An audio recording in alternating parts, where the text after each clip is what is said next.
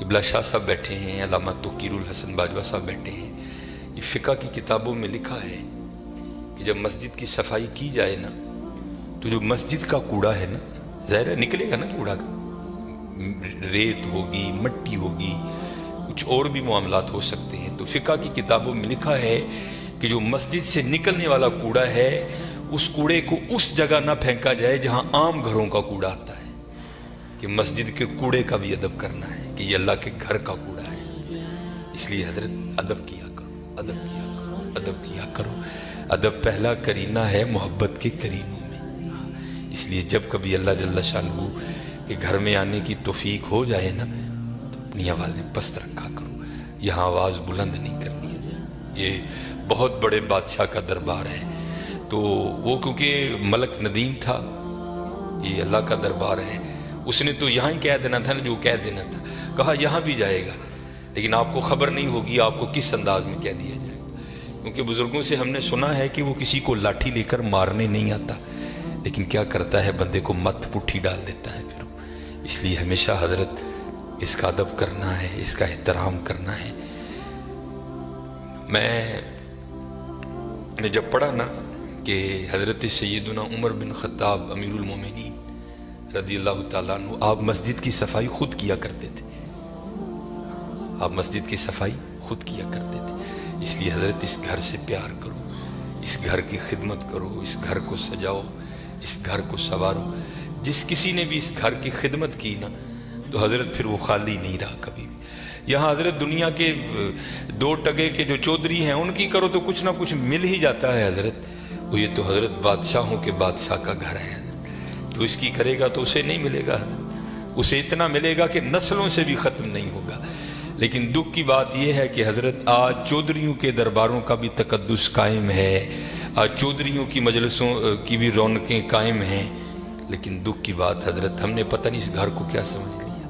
نہیں حضرت وَأَنَّ الْمَسَاجِدَ لِلَّهِ، یہ اللہ کا گھر، یہ ایسا گھر ہے حضرت اگر آپ آ کر خالی بیٹھ ہی جائیں نا، کچھ بھی نہ کریں، صرف آ کر آپ بیٹھ بھی جائیں گے تو جتنی دیر بیٹھے رہیں گے آپ کے نامہ اعمال میں نیکیاں لکھی جائیں گی۔ یہ ایسا سونا گھر ہے۔ اور حکیم صاحب رحمۃ اللہ تعالیٰ نے تو اکثر فرمایا کرتے تھے کہ بھائی سانو تے جو ملے ایتھوں ہی ملے ہے، سانو تے جو ملے ایتھوں ملے ہے۔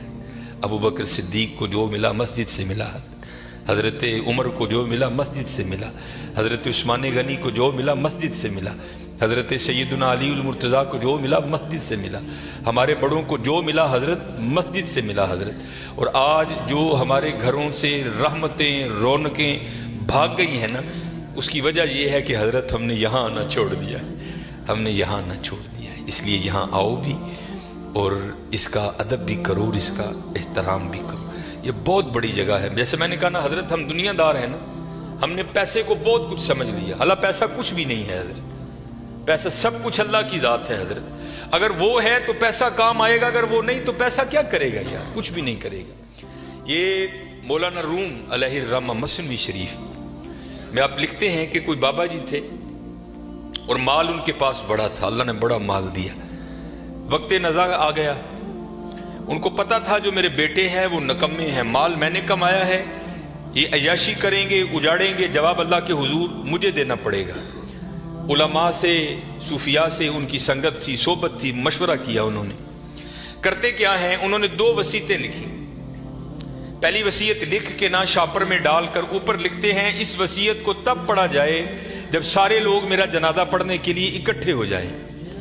ایک اور وصیت لکھی، اسے شاپر میں ڈالا، لفافے کو بند کیا اور اس کے اوپر لکھا اس وصیت کو تب پڑھا جائے جب میرا جنازہ پڑھ دیا جائے۔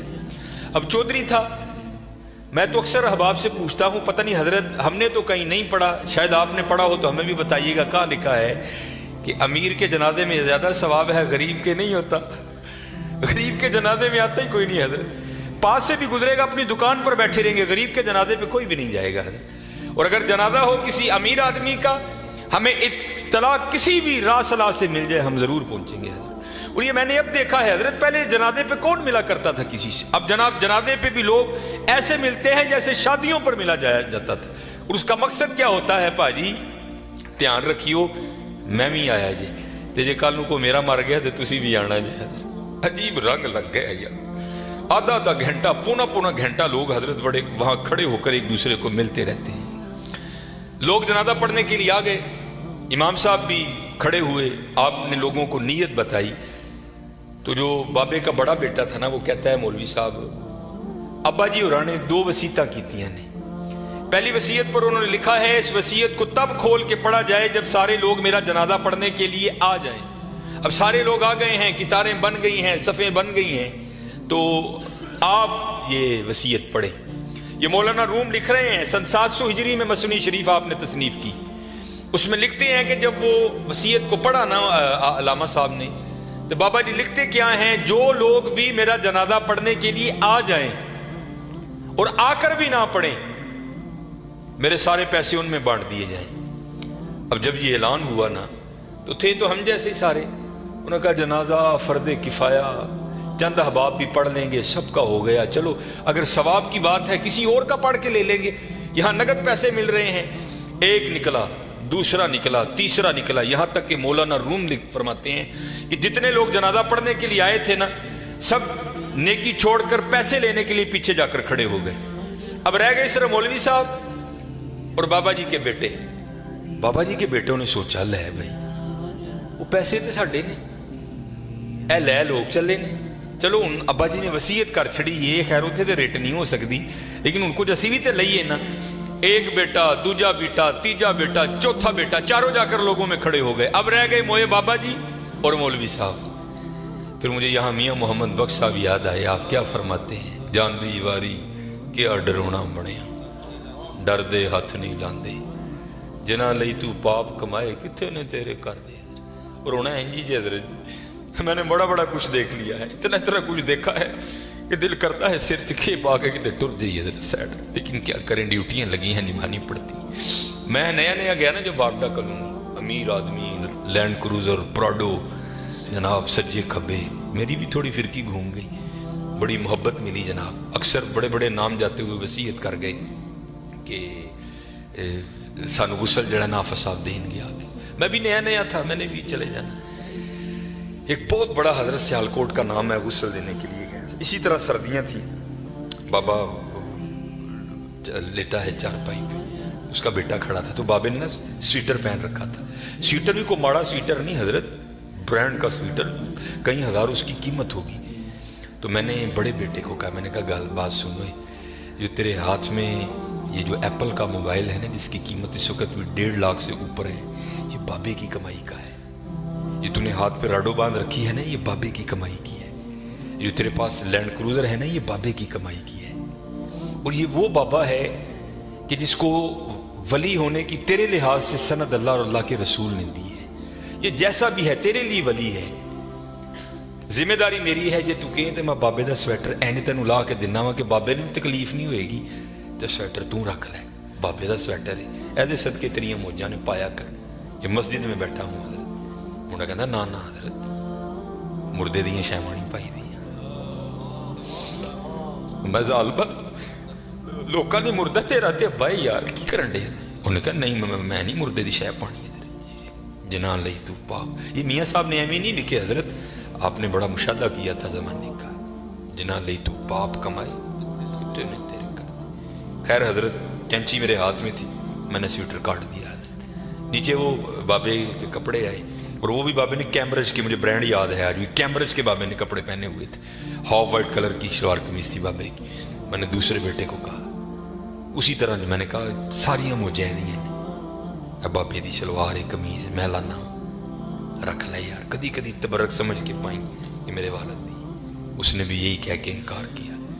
फिर जब गुस्ल देने की बारी आई, मैंने कहा बताता मैं हूँ गुस्ल कैसे देते हैं।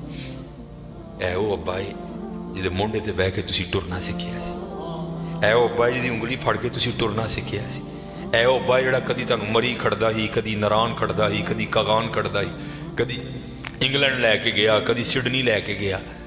मैं दसना वा गुस्ल दो, तीनों बेटों ने गुस्ल देने से इनकार कर दिया। कुछ भी नहीं हजरत, ये इसी तरह है, इसी तरह है। अगर इससे प्यार करोगे और वहां बेवफाई करोगे तो इसी तरह है, इसी तरह।